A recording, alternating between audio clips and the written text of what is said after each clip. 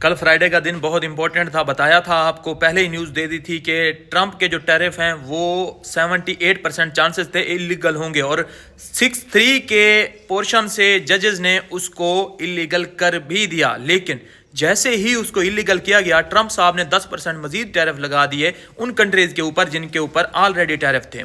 मतलब ट्रंप जो है जजेस से भी नहीं डर रहा, किसी के दुनिया के बंदे से, किसी दुनिया के पावर से भी नहीं डर रहा, वो सुप्रीम कोर्ट से भी नहीं डर रहा, वो सबसे बड़ा हो गया है। क्या उसको अब क्या वो कहता है मेरे पास बैकअप प्लान है कि मैं इन टैरिफ का जो है लीगल करके दिखाऊंगा और लगा के दिखाऊंगा। वहीं पे जो है जजेस कह रहे हैं कि 150 बिलियन, वैसे 175 बिलियन जो है कमाया है यूएसए ने इन टैरिफ की मद में, लेकिन 150 बिलियन कुछ पोर्शन है जो इलीगल किया गया है, कुछ पोर्शन है जो नहीं किया गया, लेकिन 150 बिलियन जो है रिफंड करने पड़ेंगे अमेरिका को। अंदाजा कर सकते हैं जीडीपी ग्रोथ जो है अमेरिका की स्लो हो गई है, वो डाटा भी बुरा आया है। अमेरिका मतलब अब यूएसए में ट्रंप के लिए मुश्किलात पैदा स्टार्ट हो गई हैं होना। तो अब जो है ट्रंप साहब का अगर टेन्योर खत्म होता है, सबसे इंपॉर्टेंट अब एक ही चीज है मिड टर्म इलेक्शन, उसमें चांसेस हैं कि जो डेमोक्रेटिक है वो जीत जाएगी और ये चीज क्रिप्टो के फेवर में होती है, दोनों चीजें। अब मैं आपको समझाता हूं, इजीली समझिएगा। मिड टर्म इलेक्शन है 2026 के एंड में, तो उसमें अगर ट्रंप जीत जाता है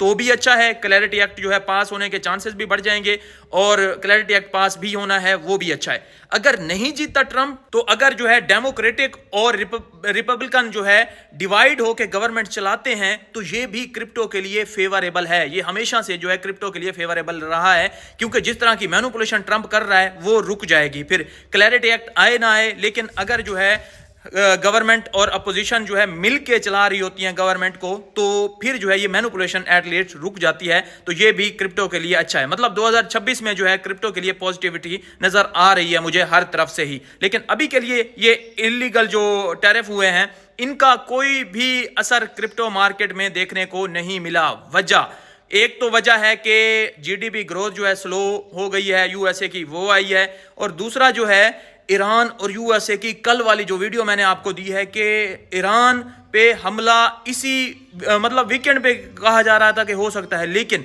अब जो है क्या किया है ट्रंप ने, कल के दिन में हमला करने के बजाय 10 दिन का टाइम दे दिया है। 10 दिन मजीद ईरान को दिया है कि हमारे साथ जो है आके बातचीत करो और हम जो है आपको इस तबाही से बचाना चाहते हैं, वरना ईरान को हम खत्म कर देंगे। इसराइल और अमेरिका ने घेरा हुआ है ईरान को और कह रहे हैं कि हम आप पे हमला करेंगे, डरा रहे हैं, शायद प्रेशर बना रहे हैं, लेकिन उनकी हमला करने की जो है एक जो हिम्मत होती है वो हो नहीं रही। क्यों?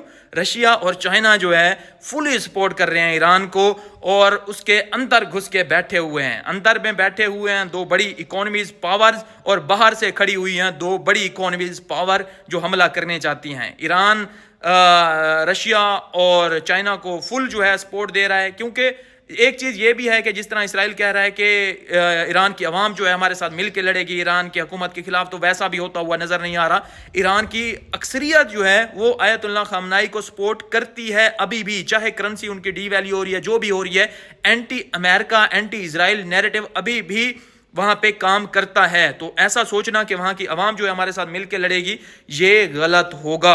और ऐसा ही हुआ था कि अफगानिस्तान के अंदर आया था अमेरिका और अमेरिका को लगा था कि ये चंद हफ्ते का काम है, लेकिन कई साल लग गए उसको, फिर भी वो जो है यहां से शिकस्त खा के निकला। ईरान के अंदर भी ऐसा ही होगा कि अगर ये आता है, वहां अफगानिस्तान के अंदर तो रशिया और चाइना नहीं थे, लेकिन यहां पे तो उसकी भी सपोर्ट है और ईरान खुद बहुत बड़ी जो है मिलिट्री पावर रखता है। तो इतना आसान नहीं है हमला करना, ये जस्ट बातें ही डराने की कोशिश की जा रही है। लेकिन ट्रंप संकी है, कुछ भी कर सकता है, कुछ भी पॉसिबल हो सकता है। कल के दिन में हमला करने वाला था, लेकिन 10 दिन का मजीद टाइम दिया, पता नहीं उसको क्या नजर आया क्या नहीं आया। लेकिन ये चीज क्रिप्टो मार्केट में अनसर्टेनिटी फैलाए हुए है, गोल्ड और ऑयल की प्राइसेस बढ़ रही हैं, तो ये एक तरह का फड भी है क्रिप्टो मार्केट में कि हमला नहीं होगा।